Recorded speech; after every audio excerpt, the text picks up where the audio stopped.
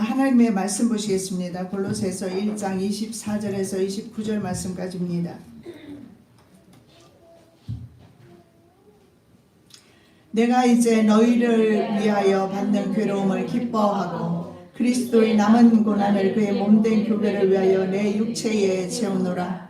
내가 교회 일꾼 된 것은 하나님이 너희를 위하여 내게 주신 경륜을 따라 하나님의 말씀을 이루려 함이니라. 이 비밀은 만세와 만대로부터 오므로 감추었던 것인데 이제는 그의 성도들에게 나타났고 하나님이 그들로 하여금 이 비밀의 영광이 이방인 가운데 어떻게 풍성한 것을 알게 하려 하심이라. 이 비밀은 너희 안에 계신 그리스도니 곧 영광의 소망이니라. 우리가 그를 전파하여 각 사람을 권하고 모든 지혜로 각 사람을 가르치면 각 사람을 그리스도 안에서 완전한 자로 세우려 함이니 이를 위하여 나도 내 속에서 능력으로 역사하시는 이의 역사를 따라 힘을 다하여 수고하노라. 아멘. 구약시대는 감추었던 그 비밀 예수 그리스도의 복음을 저희들에게는 직접 사도들을 통하여 전파하여 주심을 감사드립니다. 이 시간에 그 복음의 능력을 경험하는 시간이 될 수 있도록 우리의 몸과 마음을 붙들어 주시옵소서. 주께서 친히 말씀 증가하여 주실 줄 믿사오며 거룩하신 예수 그리스도의 이름으로 기도드립니다. 아멘. 제목의 말씀은 복음 전파의 원동력 고난입니다. 즉 우리의 고난은 복음이 전파되는 통로가 되면서 하나님 나라의 확장에 쓰임받는다는 사실을 생각할 때 우리가 받는 고난은 가치가 있습니다. 세상에서 받는 고난은 의미가 없지만 하나님 안에서 받는 고난의 그 가치에 대해서 오늘 본문은 말씀하고 있습니다. 24절에 그리스도의 몸된 교회를 위한 고난을 기뻐하자 이렇게 말씀하고 있습니다. 사도 바울은 과거에는 자신의 학식과 문벌 그리고 베냐민 지파 사람으로서 율법으로는 바리새인이라는 신분을 아주 존귀하게 생각했습니다. 그러나 다마스커스로 가는 길에서 예수님을 만난 후부터는 이 모든 세상적인 명예와 세상적인 추구하는 모든 것들을 배설물로 여기게 됩니다. 그래서 사도 바울은 본문에서 세상의 어떤 부귀영화보다 가장 중요한 것을 강조하는데 바로 그리스도와 그의 몸인 교회를 위해서 고난에 동참하는 것이 얼마나 가치가 있는지 말씀합니다. 다른 것을 위한 수고는 세상에서 다 썩어지는 것이지만 영원한 나라를 위해 산 수고는 영생의 나라에 그대로 주님 앞에서 인정받기 때문에 그렇습니다. 자, 하나님 나라를 경험하는 사람의 삶의 방식입니다. 세상을 쫓지 아니하고 하나님 나라와 그의 몸된 교회를 위해서 사는 것 말입니다. 자신의 모든 소유를 팔아서 성경에 보면 밭을 산 사람에 대한 예수님의 비유가 있습니다. 그 밭에는요 다른 사람은 전혀 알 수 없는 그 농사를 짓던 농부의 눈에만 띈 보물이 숨겨져 있었습니다. 그래서 자신의 모든 가산을 털어서 그 밭을 사게 됩니다. 바로 천국은 그런 것이라는 거예요. 발견한 이들에게는 세상의 그 어떤 가치보다도 귀한 가치를 지니고 자신의 모든 재산을 아니 생명까지 들여도 조금도 부족함이 없는 그런 귀한 것임을 알기 때문에 그렇습니다. 그래서 하나님의 나라는 하나님의 계시를 받은 자 외에는 알 수 없다는 사실 그리고 숨겨져 있다라는 사실을 알 수가 있습니다. 자, 24절에서 사도 바울은 골로새 교인을 위해서 받는 괴로움을 기뻐하고 그리고 그리스도의 남은 고난조차 몸된 교회를 위해서 자신의 육체에 채우기로 고백을 하고 있습니다. 그리스도의 남은 고난이라면 그리스도가 고난당하신 것에 불충분함을 의미하는 것이 아닙니다. 그리스도와 머리 되시는 그리스도와 그리고 그 지체인 우리 성도들은 한 유기체로서 한 몸이라는 사실을 기억할 필요가 있습니다. 그래서 고린도전서 12장 12절에 몸은 하나지만 많은 지체가 있다. 몸의 지체가 많지만 그리스도 안에서는 모두 한 몸이다라고 말씀하고 있고 이 몸의 머리는 바로 그리스도라는 사실을 말씀하고 있습니다. 그래서 그리스도와 성도는 한 유기체로서 한 몸을 이루고 있다는 사실을 믿으시기 바랍니다. 그래서 머리 대신 예수 그리스도의 고난을 지체인 우리 몸도 당연히 교회도 당연히 받아야 한다라는 것입니다. 그러나 그 고난은 말입니다. 사람마다 다르게 자신의 몫이 따로 있다라는 사실을 믿으시기 바랍니다. 고난의 몫도 다르지만 주님께서는 이길 힘도 주시고 그리고 때로는 피할 길도 주셔요.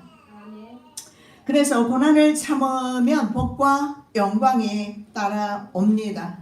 세상에서도 그렇지 않겠습니까? 노력한 대가를 열심히 공부를 했으면 뭐 판사가 되든 뭐 정치인이 되든 그 노력의 대가를 받지 않겠습니까? 영생의 나라는 하나님과 하나님의 교회를 위해서 일할 때 하나님의 그 영광을 경험하게 될 것을 말씀하고 있습니다. 자, 사도 바울은 디모데에게 보내는 편지에서 우리가 주와 함께 죽었으면 살 것이고 참으면 함께 왕노릇 하게 될 것을 말씀하고 있고 주를 부인하면 주님도 우리를 부인할 것이라고 디모데후서 2장 11절 12절에서 말씀하고 있습니다. 자, 사도 바울은 자신의 죄로 인한 고난이 아닌 선한 이유입니다. 바로 하나님과 하나님의 나라를 위한 고난을 받았습니다. 오히려 그가 회심하기 전에는 핍박자였습니다. 다른 사람을 핍박하는 그런 사람이었어요. 그러나 이제는 자신의 몸에 다른 사람이 자신을 핍박하는 것을 고스란히 아무 저항도 없이 받습니다. 왜냐하면 하나님의 나라와 교회를 위한 고난이기 때문에 그렇다라고 믿는 겁니다. 자신의 몸에 그리스도의 십자가를 지기로 한 이후에 자신은 바로 예수 그리스도를 위한 고난을 최고의 가치로 여겼습니다. 그래서 고난을 기뻐할 수 있었습니다. 성도도 세상에 사는 동안에 고난을 당합니다. 그러나 그 나라와 그 의를 위한 고난이라면 충분히 우리는 그 고난이 가치가 있다는 사실을 믿으시기 바랍니다. 자, 고린도전서 1장 18절 말씀에 보면 십자가의 도가 멸망당하는 사람들에게는 미련하게 보이지만 구원을 얻은 성도들에게는 능력이다. 하나님의 능력이라고 말씀을 하고 있습니다. 여러분, 이 험한 세상, 너무나 고달픈 세상 어떻게 이길 것입니까? 선한 일을 위하든 아니면 자신의 잘못으로 인했든 간에 우리는 많은 고난과 고초를 당하고 살아가고 있습니다. 그 무엇으로도 우리에게는 그런 것들을 이길 힘조차 없다는 사실을 믿으시기 바랍니다. 어떻게 믿을 것인가? 그 믿을 수 있는 방법은 오직 복음이다 라는 겁니다. 예수 그리스도와 십자가에 못 박히신 것 외에는 사도 바울은 다시는 아무것도 알지 않기로 했다. 고린도전서 2장 2절에서 그렇게 말씀하고 있습니다. 오직 예수만 알기로 했다. 저와 여러분 오늘 이 말씀을 받으시면서 한 주간도 나는 예수만 알기로 하겠네 라고 결단하시고 나아가시면 주님께서 우리의 삶에 원동력이 되시고 힘이 되어 주실 줄 믿습니다. 사실은요, 구원의 진리는 굉장히 심플합니다. 찬송가 가사에도 있지만 울어도 힘써도 참아도 안 됩니다. 그러나 오직 예수 그리스도를 믿으면 된다라고 찬송가 가사는 말씀하고 있습니다. 자, 한 그 간수장이 사도 바울이 갇혀 있었는데 터가 움직이면서 문이 열렸습니다. 그래서 죄수들이 도망간 줄 알고 자결하려 했던 한 간수장이 이렇게 묻습니다. 내가 어떻게 하여야 구원을 얻으리까? 물론 영생을 말하는 것입니다만 우리의 삶 속에서 여러 가지 많은 문제들이 있고 그 문제들로부터 인한 구원도 포함이 된다고 저는 믿습니다. 그럴 때 사도행전 16장 31절에 이런 말씀을 합니다. 주 예수를 믿으라. 그리하면 너와 내 집이 구원을 얻을 것이다. 정말 간단합니다. 우리의 모든 삶의 환경 속에서 예수님을 믿는 것입니다. 얼마나 간단한 문제입니까? 그런데 우리의 마음은요, 예수를 믿기보다는 두려워하고 염려하고 오히려 긴장된 가운데 세상을 살아갑니다. 그래서 사도 바울은 예수 그리스도의 이름과 교회 유익을 위해서 생명의 복음을 전파하는 것으로 것으로 고난을 받았고 심지어 그리스도의 남은 고난조차도 자신은 존귀하게 여기면서 그리스도의 그 고난을 지체로서 자기의 남은 세월 동안 자신의 육체에 채우려 하고 있습니다. 그래서 영생을 위한 고난이기 때문에 가치가 있다. 자, 내게 영원한 생명이 주어진다면 세상에 그 무엇보다도 정말 우리가 노력하고 인내할 가치가 있지 않겠습니까? 왜냐하면 우리가 세상에서도 말입니다. 얼마나 많은 것을 참고 인내하면서 살아갑니까? 먹고 싶은 거 다 먹지 못하고 쓰고 싶은 거 다 쓰지 못하고 살아가는 이유가 뭡니까? 바로 세상에서의 미래를 위한 것입니다. 미래 행복을 위한 거예요. 그렇다면 우리 그리스도인의 미래 행복을 넘어서 영원한 나라의 행복을 위해서 어떻게 살아야 할 것인가? 주 예수를 믿으라. 예수를 믿는 믿음 가운데 살아갈 때 복음이 우리에게 능력으로 나타날 줄 믿습니다. 25절에 보니까 성도는 하나님 경륜을 따라서 일꾼된 사람이라고 말씀하고 있습니다. 바울은 자신의 권위를 자신의 소명을 근거로 말씀하고 있습니다. 자신이 바로 교회의 일꾼된 것, 이것이 바로 하나님께 그 기원이 하나님께 있음을 지금 고백하고 있는 거예요. 25절입니다. 내가 교회의 일꾼된 것은 하나님이 너희를 위하여 내게 주신 경륜을 따라 하나님의 말씀을 이루려 함이니라. 바울이 일꾼된 것은 바로 골로새 교인들을 위해서 하나님께서 자신을 선택하셨다라는 겁니다. 우리는요 하나님에 의해서 모두 선택받은 하나님의 일꾼입니다.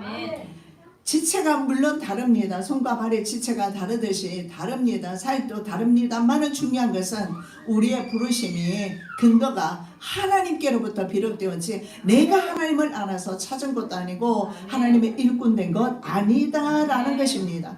그래서 하나님께 모든 우리 구원과 그리고 우리의 모든 사역의 주권이 하나님께 있기 때문에 하나님께서 반드시 우리 남은 생애 동안에도 저와 여러분을 이끄실 줄로 믿습니다. 아멘. 자, 예수님의 12사도에 사도 바울은 속하지 못했습니다. 다메섹 도상에서 예수님을 만나고 사도의 길을 걸어갔지만 말입니다. 그래서 사도직의 진정성이나 권위를 많이 도전받았던 것 같습니다. 그래서 수신자 특히 골로새 교인들에게도 자신이 바로 자신의 사도권이 자신이 사도가 된 것이 아니라 자신의 사도권이 바로 하나님께로부터 왔다라는 사실을 분명히 하고 있습니다. 여러분, 그리스도인은 말입니다. 그리스도인은 그리스도의 사람이라는 이 정체성을 확립하지 않으면 세상에 사는 사람들과 똑같이 살아가게 돼요. 힘없이. 그리고 실패 가운데 울부짖으면서 낙심하면서 살아갑니다. 그러나 자신이 바로 그리스도인이라는 것, 하나님의 일꾼 되었다라는 것, 하나님의 자녀라는 그 정체성 위에 확립이 되어 있으면 여러분 어디로 가도 여러분 그런 것으로 세상으로 인해서 낙심하거나 좌절하거나 그렇게 되지는 않을 것입니다. 아멘. 자, 그에게 임하신 하나님의 능력이 바로 그의 사도직을 증명하는 것이었습니다. 그는 하나님의 특별한 임재를 다메섹 도상에서 길에서 경험했습니다. 그리고 이방인의 사도로 예수님께서 직접 말씀하십니다. 바로 이방인의 왕들 앞에 서게 될 것을 말씀하고 그리고 누구도 할 수 없는 누구도 감히 할 수 없는 그 사역을 사도 바울은 하게 되는데 충만한 복음 전파를 하게 됩니다. 에베소 3장 7절입니다. 이 복음을 위하여 그의 능력이 역사하시는 대로 내게 주신 하나님의 은혜의 선물을 따라 내가 일꾼이 되었노라. 얼마나 분명한 사실입니까? 사람들이 그를 돌로 치려하며 죽이려 하며 얼마나 많이 고통을 당했습니까? 벌레와 같이 취급을 당했음에도 불구하고 그는 절대로 자신이 하나님의 자녀라는 정체성, 하나님의 사도라는 그 정체성에서 전혀 흔들림이 없었다. 우리가 세상을 이기는 것이 바로 내가 복음의 일꾼 되었다. 내가 하나님의 자녀라는 이 권세, 이것을 우리가 믿을 때에 우리가 세상을 이길 수 있어요. 아니면 우리는 늘 세상에 눌려 살게 될 겁니다. 복음 전파나 선포는 자신의 힘이 아닌 하나님의 능력으로 하는 것입니다. 제가 이번에 미국에 갔을 때요, 우리 올케가 있는데 너무너무 고생하면서 내가 한 번에 이런 얘기 했어요. 나는 수십 년 하나님의 일을 위하면서 봉사하면서 너는 왔는데 너는 지금 십수년 그 짜장면 집에서 짜장면 봉사하고 사느냐. 영문과 나오고 숙대 영문과 나왔고 공부도 잘했고 참으로 좋은 회사에도 있었고 했던 그런 올케인데, 그런데 돈만 벌 줄 알았지 쓸 줄도 모르고 수십 년 전에 산 소파가 다 찢어져 가지고 스카치 테이프로 붙여놨더라고요. 그래서 제가 사주지는 못하지만 데리고 가서 아주 좋은 소파를 싸게, 이게 쇼 윈도우에 나왔던 것이라 좀 싸게 했습니다. 그리고 식탁도 하나 마련하고, 돈은 네가 내라. 당연히 내야죠. 월 페이먼트로 무이자로 하니까는요 한 달에 그래서 몇만 원 안 들어가요. 그렇게 할 수 있거든요. 그렇게 해서 제가 다 해놓고 왔는데, 왜냐하면 절대 혼자는 저질르지 못하니까 내가 저질러 놓고 왔어요. 왜냐하면 돈을 얼마나 모았는지는 알 수는 없지만, 그러나 사는 삶이 너무나 정말 어떻게 보면 찌질이처럼 살아가는 모습을 보면서 왜 이렇게 살아야 되는가 싶어서 좀 누리면서 살아가라. 며느리 될 사람도 어머니 제발 좀 누리면서 살아가라고. 왜 이렇게 공세 떨면서 사느냐고. 그래서 내 핸드폰에 내 자녀들이 입력할 때 골대올이라고 해놨어요. 그게 뭐냐면 골 때리는 올케. 그래서 골대올. 보니까 내가 벌써 한국에 온 지가 얼마나 오래됐잖아요. 내가 준 물건들, 색바랜 것들, 그런 것들에 전부 다 걸려있고 내가 모조리 다 떼버렸어요 이번에. 그러면서 이제 소파도 해놓고 다 왔는데요. 수도 공사를 하게 돼서 한 또 4,000불이 들어간답니다. 한 4,000불, 한 500만 원. 그러니까 이 모든 것을 다 이제 캔슬을 하려고 하는 거예요. 그리고 다시 옛날로 돌아가려고. 그래서 우리 에스더 간사에게 취소해 주라고. 그런데 취소할 수 없는 것을 마지막으로 하나 가져와서 취소는 안 되는 것 같은데, 제가 그 올케를 보면서 역시나 그렇게 가난하고 찌질이처럼 너는 살아야 되겠구나. 아무리 옆에. 그래서 한 번도 그렇다고 해서 자기가 그 돈 가지고 좋은 일, 귀한 일을 하면 몰라요. 지금 욕하는 거 아니고 흉보는 거 아니니까 좀 새겨 들으시기 바랍니다. 왜 자기 이렇게 욕하는가 그러지 마시고, 하도 자기 돈 누리지 못하고 나는요 그렇게 많이 그 이렇게 주었어요. 그러나 한 번도 나는 밥을 요번에 참 얻어먹어 봤네요. 그거 수고하고 나서 거의 다 내가 공급을 했지. 왜 그렇게 살아가는가? 누리지를 못하는 그런 모습을 봅니다. 이제는 그 정도로 돈을 벌고 있으면 조금 더 자신도 누리고 주변 사람도 좀 살펴가면서 다른 사람도 구제도 좀 하고 도와줄 사람이 있으면 도와주기도 좀 하고, 그렇게 빡빡하게 살 필요는 없잖아요. 우리 그리스도인들이 너무 빡빡하게 사는 거 하나님께서 원하시는 거 아니라는 사실을 기억하시기 바랍니다. 얼마나 자신을 들볶아가면서 살지 않습니까?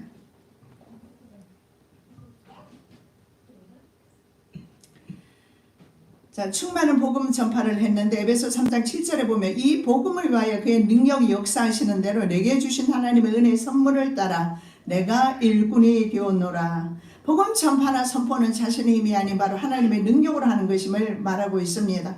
바로 내게 주신 경륜이라는 것은 바로 내게 주신 사명을 따라서입니다. 그렇다면 자신의 사도직과 사명의 기원이 어디에 있는 겁니까? 하나님께 있는 것을 강조하고 있습니다. 그래서 고린도전서 15장 10절에 내가 나 된 것은 하나님의 은혜로 된 것이라고 고백하고 있습니다. 내가 나 된 것은 바로 하나님의 은혜다. 나는 누굽니까? 하나님의 자녀다 라고 선포하고 있는 거예요. 비록 세상에서 가난하게 살고 천막을 키우면서 복음 전도했을지라도 말입니다. 바로 하나님께서 바울에게 주신 이 청지기의 사명은 바로 너희를 위한 것이다. 바로 골로새 이방인 교회를 성도를 위한 바로 그 직책을 주셨다라고 이렇게 말씀하고 있습니다. 그는 이렇게 하나님의 말씀을 이루었습니다. 이루다라는 말은 뭐 채우다, 가득하게 하다, 완성하다 하지만은 전달하다라는 의미가 있어서 사도 바울과 관련되었을 때는 복음을 충만하게 전파했다. 자신의 목숨을 아끼지 아니하고 복음을 전했다라는 사실을 알 수가 있습니다.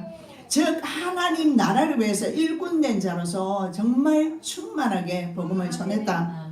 로마서 15장 19절에 내가 자신이 말입니다. 그리스도의 복음을 편만하게 전하였노라.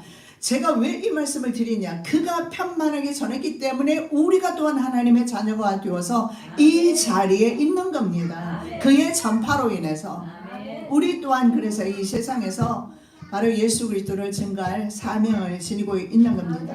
위키백과에 따르면 현재 기독교인들이 약 100년에 걸쳐서 전 세계 인구의 33%를 차지하고 있답니다. 21세기 기독교 인구가 전 세계 인구의 4분의 1 내지는 3분의 1 정도로 약 3만 8천 개 기독교 종파를 아우르는 전 세계에서 가장 큰 종교다. 위키백과는 이렇게 말합니다. 2022년 세계 선교 통계는 기독교인 인구를 약 25억 5,987만 5천 명으로 집계하고 있습니다.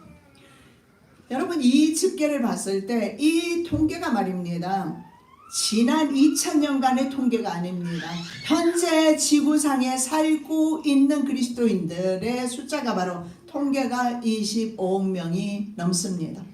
여러분 예수님이 살아계시지 않고 예수님이 하나님이 아니시고 예수의 복음에 능력이 없으면 이런 일은 일어날 수가 없는 겁니다.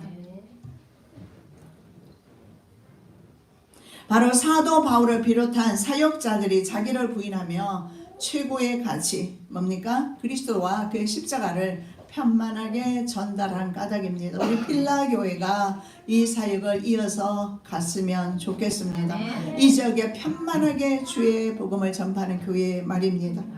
26절에 만세로부터 감추어진 비밀이 성도에게는 나타났다라고 이렇게 말씀합니다. 성도에게 나타난 이 비밀이 무엇일까요? 바로 하나님의 말씀입니다. 바로 예수 그리스도입니다. 하나님의 예정 가운데 만세 전부터 이것은 감추어져 있었습니다. 자, 구약 시대는 여러분 아시겠지만 구약 시대는 다니엘이나 에스겔이나 특별 계시를 받은 것 외에는 종들에게 하나님의 말씀이 나타났습니다. 개인이 직접 하나님의 말씀을 듣지 못했어요.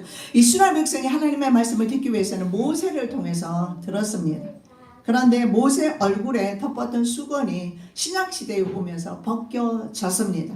그래서 우리가 예수 그리스도를 직접 나도 만날 수가 있고 하나님의 자녀로서 그분의 자녀로서 세상에서 권세 있게 살 수 있다. 그 누구를 통해서도 하나님을 만나는 거 아닙니다. 사제를 통해서 목사를 통해서 하나님을 만나는 것이 아니라 직접 하나님을 우리는 만날 수 있는 그런 시대에 왜냐하면 그 비밀이 이제는 오픈이 되었기 때문에 예수 그리스도가 오시면서 감추어져 있던 종들에게만 나타내고 계시되었던 하나님 그 하나님의 말씀 그리고 그 예수 그리스도가 이제는 계시되었기 때문에 우리조차도 하나님의 말씀을 직접적으로 대하며 먹을 수가 있는 거예요.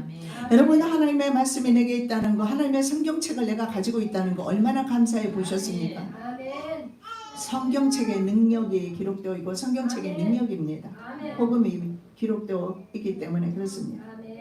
이 비밀은 만세와 만대로부터 오므로 감추었던 것인데 이제는 그의 성도들에게 나타났고 감추었던 것이 성도들에게 나타나서 우리는 그 말씀을 직접 먹고 소화시키며 세상을 이길 수가 있는 거예요.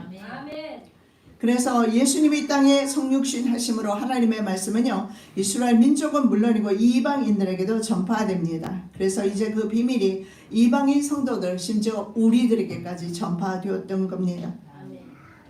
그래서 더 이상 우리는요 모세의 수건을 통해서 하나님을 볼 필요가 없습니다. 말씀이신 예수 그리스도의 성육신으로 더욱 분명하게 나타나고 분명하게 밝혀졌기 때문에 그렇습니다. 요한복음 1장 14절입니다.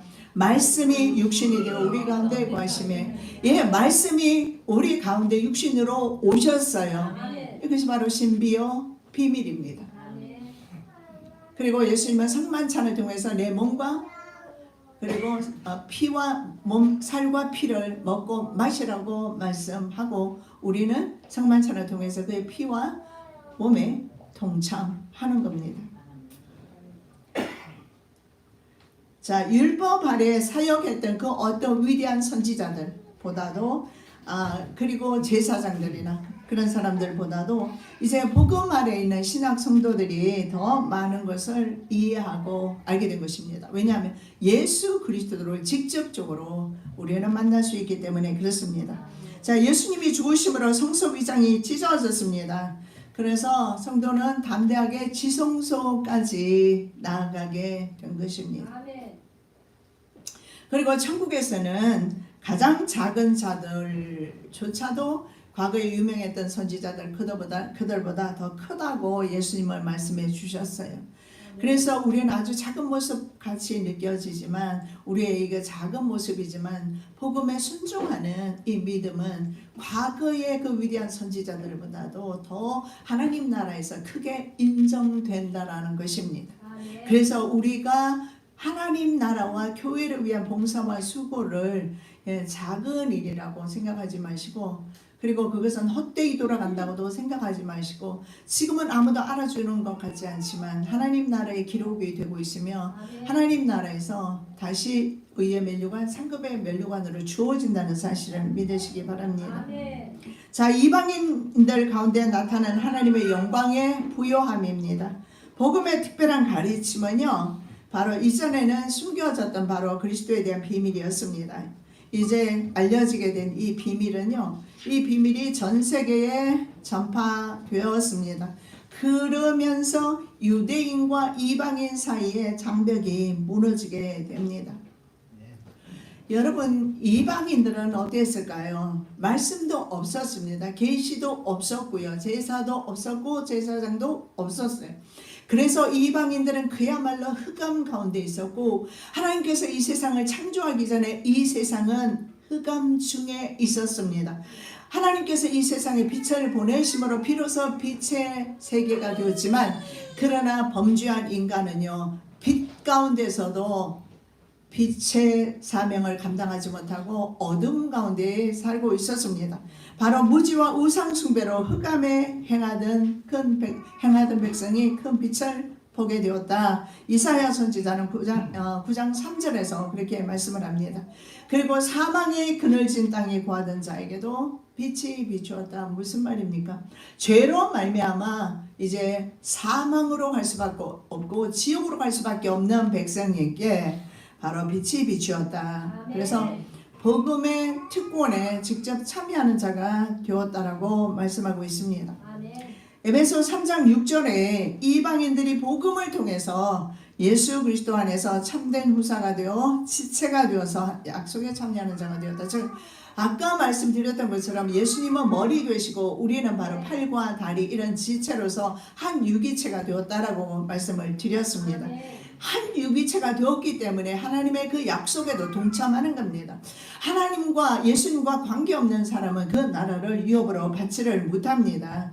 그래서 우리 소망의 근거는 무엇입니까? 바로 말씀으로 이 땅에 오신 예수 그리스도이다. 아멘. 말씀으로 이 땅에 오신 예수 그리스도. 예. 자, 27절 말씀입니다. 하나님이 그들로 하여금 이 비밀의 영광이 이방인 가운데 어떻게 풍성한 것을 알게 하려 하심이라. 이 비밀은 너희 안에 계신 그리스도니 그 영광의 소망이니라.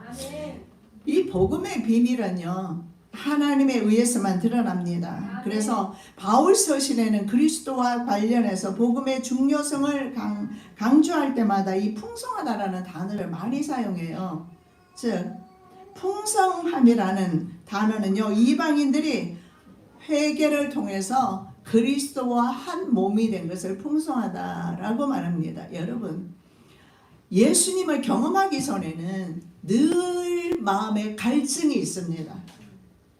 제 경우에 그랬습니다. 저는 돈에 대한 갈증이 굉장히 심했습니다.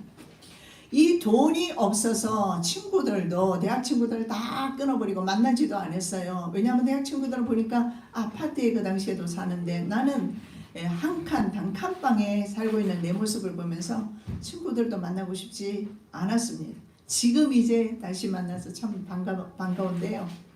그때는 만나지도 않았어요. 그래서 내게 최고의 가치, 제가 학교를 졸업한 이후에 더더욱 내가 추구했던 거, 사랑했던 거, 돈입니다. 돈이 없으니까 사람이 불쌍하게 되더라고요. 인간 구실도 못하는 것 같고 사람 구실도 못하는 것 같고, 그래서 돈이 있어야 되겠다. 그래서 저는 돈을 목표로 살았습니다. 그러다가 돈이 날아가고 하나님을 만나고 나서 저는 전혀 돈에 대한 기갈이나 갈증이 없었어요. 그러면 상황이 예수 만나고 완전히 바뀌었을까요? 그러지 않았습니다. 상황은 똑같았어요. 똑같은 상황 속에서, 똑같이 가난함 속에서 나는 내 마음속에는 굉장히 풍성함이 있었어요. 왜 그럴까요? 온 우주를 다 가지신 예수 그리스도를 내 마음에 심겨졌기 때문에, 그 예수 그리스도를 내가 모시고 살기 때문에 더 이상 부족함이 없었습니다. 여러분, 이것이 바로 천국의 삶이 아닐까요? 예수를 만나면 예수 그리스도로 말미암아 내가 아주 충만하게 된답니다. 이것이 바로 복음의 신비다. 아까 말씀드렸던 것처럼 그 농부가 그 땅을 산 것처럼 자신의 모든 가산을 털어서 바로 그만한 가치가 있고 그만한 그 천국의 비밀을 경험했기 때문에 그 사람은 그렇게 할 수 있었습니다. 그렇습니다. 천국을 소유하고 하나님을 경험한 사람은 더 이상 세상에 없는 것으로 인해서 기갈을 느끼지 않습니다.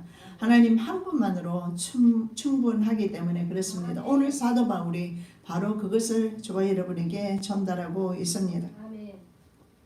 자, 하나님께서는요, 베드로에게 보자기 안에 4발 가진 짐승과 기는 것, 그리고 공중에 나는 것들 등의 유대인들은 먹을 수 없는 것들을 먹으라고 이렇게 말씀을 하셔요. 그래서 베드로는 말합니다. 나는 어릴 때부터 이 가증한 것들을 전혀 먹지 않았습니다. 율법에서 금하기 때문에. 그런데 3번이나 보자기가 내려오면서 먹으라고 말해요. 이것이 바로 이방인들에게 이제는 복음이 전파되는 계기가 되면서, 그래서 사도 바울은 이방인을 향하고 베드로는 주로 유대인들 가운데 머물면서 복음을 전했습니다. 그런데 예루살렘 교회와 이방인 안디옥 교회가 일치를 보기 위해서는 베드로의 생각이 바뀌어야 합니다. 그들은 예수를 모시고 살아갔던 사람에도 불구하고 율법에 충실했던 사람이기 때문에 그렇습니다. 자, 이 생각을, 베드로의 생각을 바꿔놓으신 그 경험이 바로 보자기 안에 들어온 것들을 먹으라고 하고, 고넬료가 보낸 종이 문 앞에 오게 되면서, 그리고 이제 고넬료에게 가서 예배를 드리려고 보니까 고넬료에게 성령이 임하시고, 그리고 고넬료에게 세례를 주고, 이렇게 하면서 이방인에게도 복음이 전파되는 것을 보게 됩니다. 아멘. 그래서 베드로는 하나님께서는 이방인들조차도 구원하시는구나. 과거에는 구원하는 사람은 이스라엘 백성에 제한되었다라는 사실을 믿으시기 바랍니다. 출애굽할 때 많은 잡족들이 나왔다라고 되어 있지만 그들이 이스라엘 공동체 안에 들어갔을 때 이야기입니다. 그들이 따로 존재했을 때는 구원받았다는 그런 흔적이 없습니다. 예를 들어서 니느웨 성같이 복음을 받아들인 경우 외에는 말입니다. 자, 4번째, 가르침의 목표는 각 사람을 완전케 하기 위함이다. 이거 오늘 저와 여러분의 목표가 되어야 될 줄 믿습니다. 하나님께서는 바로 그 아브라함에게 이렇게 말씀합니다. 창세기 17장에서 너는 내 앞에서 행하여 완전하라. 16장에서 아브라함이 하나님의 약속의 말씀을 믿지 못하고 이삭을 기다리지 못하고 하갈을 통해서 이스마엘을 취하게 됩니다. 이스마엘을 낳게 됩니다. 그래서 17장 첫마디에 하나님이 하시는 말씀이 내 앞에서 다시는 그런 일 하지 마라. 다시는 그런 불순종하는 일 없고 불신앙적인 그런 행위를 하지 말아라. 즉 무슨 말입니까? 인간적인 방법으로 하지 말라는 겁니다. 그의 인간적인 방법이 지금 가자 지구의 전쟁 아닙니까? 중동 이슬람 세력과 유대인들의 갈등이 바로 아브라함의 두 아들 이삭과 이스마엘의 갈등이라는 걸 생각하면 이 불순종의 씨앗이 얼마나 크게 열매를 맺고 있는지, 악한 열매를 맺고 있는지 우리는 눈으로 보고 있는 겁니다. 그래서 다시는 그런 너희들의 불신앙적인 그런 행위를 하지 말아라, 이 말씀을 주시는 거예요. 사도 바울과 디모데 그리고 에바브라는요, 거짓 선생들과는 다르게 영광의 소망이 되시고 생명의 주님, 그 주님이 바로 우리에게 능력이라는 것을 전파하면서 그 주님만을 전합니다. 거짓 선지자는 그렇게 전하지 않습니다. 그래서 자신들이 그리스도를 전파했고 각 사람을 구원해서 지혜로 가르친 이유가 있습니다. 그들 또한 사도 바울 일행처럼 하나님 앞에 완전한 자로 세워지기 원해서입니다. 우리가 그를 전파해요. 우리를 그 사람들과 구별합니다. 우리는 다르다라는 거예요. 저도 그렇게 믿습니다. 우리 필라교회는 적어도 생명으로, 예수 그리스도의 생명을 가지고 세상으로 나가야 된다라는 사실을 믿으시기 바랍니다. 자, 바울 사도직의 중요한 부분이 뭡니까? 권면과 가르침이었어요. 전도만 한 것이 아니었다.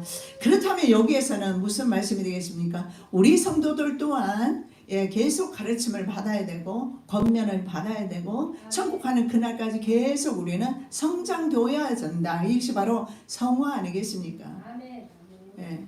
성화된 사람, 성화되다가 나중에 주님 부르실 때는 영화롭게 하나님 나라에 들어가는 것입니다. 자, 그의 가르침이 지향하는 바가 바로 완전함이었습니다. 그렇다고 이 완전함이 하나님의 완전함과는 물론 다릅니다. 하나님의 거룩성이라든가 물론 다르지만 이 완전함은요, 바로 흠없고 책망할 것이 없는 자로 설 수 있게 하는 것. 즉 아브라함이 하나님처럼 그렇게 살았겠습니까? 그도 인간이었는데 적어도 하나님의 약속의 말씀을 붙들고 다시는 첩을 취하는 그런 행위를 하지 말라라는 겁니다. 성경에서 금하기 때문에. 그래서 하지 말라는 거 바로 그렇습니다. 불신앙의 행위를 버리고 예수 그리스도를 온전히 믿기를 지금 구하고 있는 겁니다. 자, 바울은 골로새 교인들이 성도의 완전함으로 무장하기를 원했고, 그래서 우리 성도는 늘 신앙의 진보를 위해서 애를 써야 된다는 사실을 믿으시기 바랍니다. 그들을 모두 권하고 가르친 이유가 그리스도 안에서 완전하게 세워지는 겁니다. 그래서 사도들은요, 언제나 예수 그리스도를 전파했고, 그리고 뭐 에베소 교회는 뭐 2년 몇 개월 머물었고 어디에는 1년 6개월 머물고 막 이런 내용들이 나오잖아요. 그 동안에 뭘 했겠습니까? 계속해서 자라나도록 그렇게 했습니다. 어떻습니까? 은수로 보니까 지난번보다 많이 자라지요. 생명은 자라는 게 속성입니다. 그리스도인은 자라야 그리스도인입니다. 양육받아서 훈련받고 교육받고 해서 신앙이 계속 자라야 돼요. 만일에 은수가 그때보다 지금 자라지 못했다면 성장 호르몬에 문제가 있는 거예요. 우리들의 영적인 성장 호르몬이 문제가 있다면 우리는 돌이켜 하나님 앞으로 나와야 될 줄로 믿습니다. 우리는 성장해야 됩니다. 거룩하고 흠없는 책망할 것이 없는 자를 세워져야 합니다. 29절입니다. 이를 위하여 나도 내 속에서 능력으로 역사하시는 이의 역사를 따라 힘을 다하여 수고하노라. 앞에 28절 내용이 되겠죠. 바로 바울의 수고는 권면하는 겁니다. 가르치는 겁니다. 바울의 오직 소망은요, 바로 주의 성도들을 온전하게 세우는 겁니다. 저와 여러분도 이런 마음으로 주변에 믿음이 적은 사람들을 세워주면서, 여러분 언제 그 여자들이 가장 강한지 아십니까? 어머니로 살아갈 때, 특히 어린 자녀들 키울 때 어머니는 강해요. 어머니들 보셨어요? 한 손에 애기 안고 그 다음에 보따리 들고, 보따리도 3개 4개 들어요. 그러면서 장사같이 그렇게 다니는 어머니를 보면 자녀를 위해서 어머니는 굉장히 어머니에게는 참으로 위대한 힘이 나와요. 여러분, 이 복음을 전하고 그리고 어린아이를, 영적 어린아이를 내가 양육하게 되면 내가 거기에서 복음의 능력이 나타나요. 맨날 수시적으로 묻기만 하고 하면은요, 이 능력이 안 나가요. 설교자도 마찬가지예요. 아무리 이 안에 지식이 많이 있어도요, 단에 서서 말씀을 자꾸 전해야 돼요. 그러면서 나는 완전하게 전하고 싶습니다. 그런데 실수가 참 많습니다. 그런데 아십니까? 이 실수를 통해서 계속 전진하고 있다는 사실. 그래서 우리는 이렇게 주변에 주관의 영혼들을 위해서 기도하면서 그들을 양육하면서 그들과 함께 걸어갈 때 힘을 얻는다는 사실을 믿으시기 바랍니다. 내 속에서 능력으로 역사하시느니, 우리가 이렇게 할 수 있는 이유는 바로 내 안에서 내가 아니라 바로 하나님께서 내 안에서 능력으로 역사하기 때문에 내가 이것이 가능하다라는 거예요. 사도 바울이 없었다면 이런 이방 교회도 세워지지 않았을지도 모르겠습니다. 예, 교회를 생각할 때 사도 바울은 잊을 수가 없습니다. 사도 바울을 제쳐놓고 교회를 생각할 수 없단 말입니다. 이방 교회를. 그런 사도 바울조차도 말씀하기를 내가 한 것이 아니라 내 안에 역사하시는 그분이 나를 이끌고 계신다는 사실. 저와 여러분도 마찬가지입니다. 내가 어떻게 세상을 이길 것이며 이 고난을 헤쳐나갈 것인가. 내 안에 계시는 하나님의 능력으로 가능합니다. 그래서 사도 바울은 철저한 소명의식과 더불어서 전적인 하나님을 따르는 그 모습, 전적인 헌신입니다. 그냥 우물쭈물하지 않고 좌로나 우로나 가지 않고 뒤로 물러나지도 않고 그저 앞에 계신 주님만을 바라보면서 앞을 향해서 쫓아가는 사도 바울의 전적인 헌신 말입니다. 기왕이야 예수 믿을 거 주님을 정말 바짝 쫓아가면서 복 받으시는 저와 여러분 되시기 바랍니다. 그래서 이렇게 말합니다. 내가 힘을 다해서 수고했다. 사도직에 대한 소명의식, 헌신 이런 거 하나도 흐트러지지 않고 자기는 그렇게 수고했다. 담대히 복음을 전했다. 이렇게 말합니다. 우리 또한 말입니다.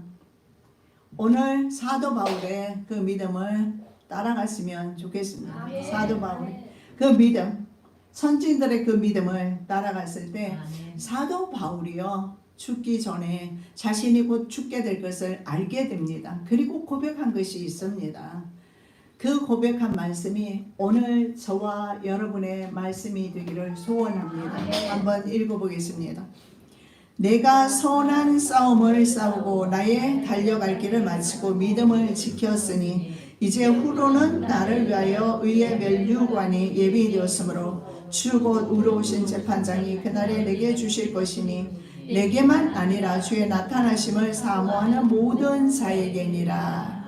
저와 여러분을 위해서도 그렇게 세상에서 바라는 상급, 성공 이런 것들이 하나님 나라에 썩지 않은 하나님의 나라에 준비되어 있다는 사실을 믿으시기 바랍니다. 사도 바울은 내 속에서 능력으로 역사하시는 분 예수 그리스도를 통해서 힘을 다해서 수고했고 선한 싸움을 마치고 나의 달려갈 길을 마치고 믿음을 지켰다라고 고백하고 있습니다. 이러한 고백이 바로 나의 고백이 되기를 소원하며 예수 그리스도 이름으로 기도드립니다. 아멘.